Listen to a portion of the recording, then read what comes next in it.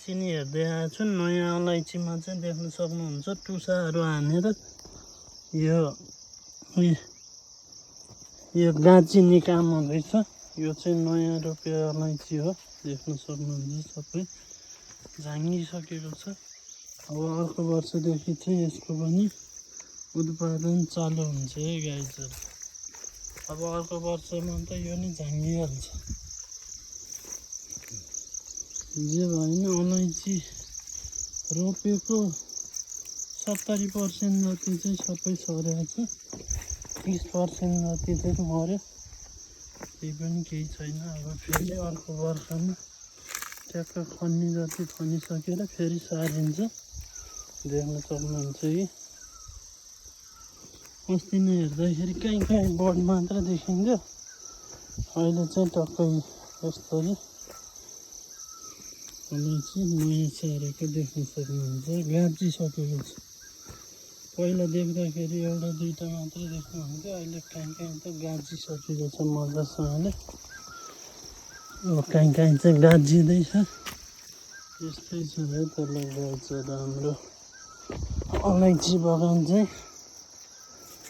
यो चाहिँ अस्ति नै त्यो घारी फाँडेर लगाएको देखाइएको थियो नि, यो चाहिँ त्यही बगान हो है। म चाहिँ आज यसो काठमाडौँबाट आएर घुम्दै आइरहेको थिएँ। के कस्तो भयो भनेर। जे भयो नि राम्रो छ, सरे जति टुसा हानिरहेको छ नयाँ यस्तरी। कोही यत्र भए कोही यत्र भए, यो सबैमा त्यस्तै छ, टुसा हानिरहेछ। सबैमा तिन चारवटा टुसा हानिरहेछ। अब त यो भट्टाबाट गाँचिहाल्छ। अर्को वर्षबाट त यही बोटबाट उत्पादन हुन्छ। अहिले वर्षलाई चाहिँ अब गाँचिँदैछ। गाँचिँदै भएपछि यसै चाँडो एकै वर्ष त फल्दैन नि त, गाँचिनु पऱ्यो। बोट भएपछि अहिले झ्याप्पो फल्नु त अनि। अस्ति नै सारे अलैँची चाहिँ कस्तो भयो भनेर हजुरहरूलाई जिज्ञासा हुनसक्छ भनेर यसो भिडियो बनाइदिनु होइन। गाँचिसकेको छ अलैँची। सबैमा टुसा छ क्या, नगाँचिए नि गाँचिँदैछ। ल हेर्नुहोस्, यस्तो दामीसँगले टुसा हानिरहेछ। यही हो है, यसै गरी गाँचिन्छ अलैँची।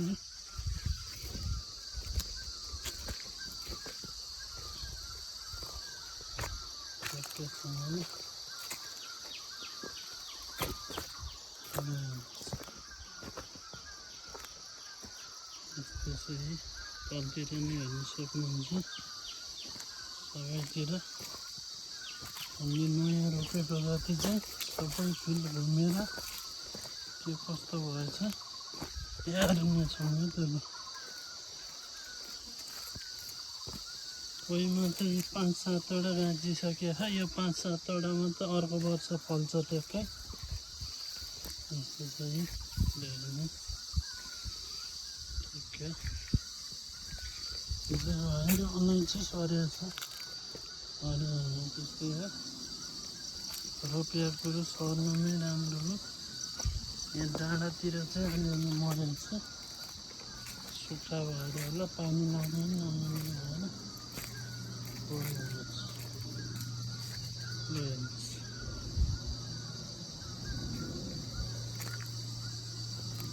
अहिले हामीले पछि सारिएको यति नै हो है त। ल अब चाहिँ पुरानो, यो चाहिँ पुरानोमा चाहिँ फल लागिरहेको छ, देख्न सक्नुहुन्छ।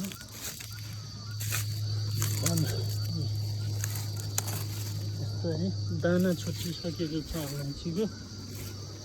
अब बिस्तारै केही टाइमपछि असार साउन भदौतिर चाहिँ टिप्नुहुन्छ है। यो अहिले छुट्टिएको दाना चाहिँ भदौतिर ट्याक्क टिप्नलाई तयारी हुन्छ है त। ल पछि त्यही हो। मेरो भिडियो हेरेर के कस्तो लाग्छ हजुरहरूले प्रतिक्रिया दिन सक्नुहुन्छ है त। ल गाइजहरू।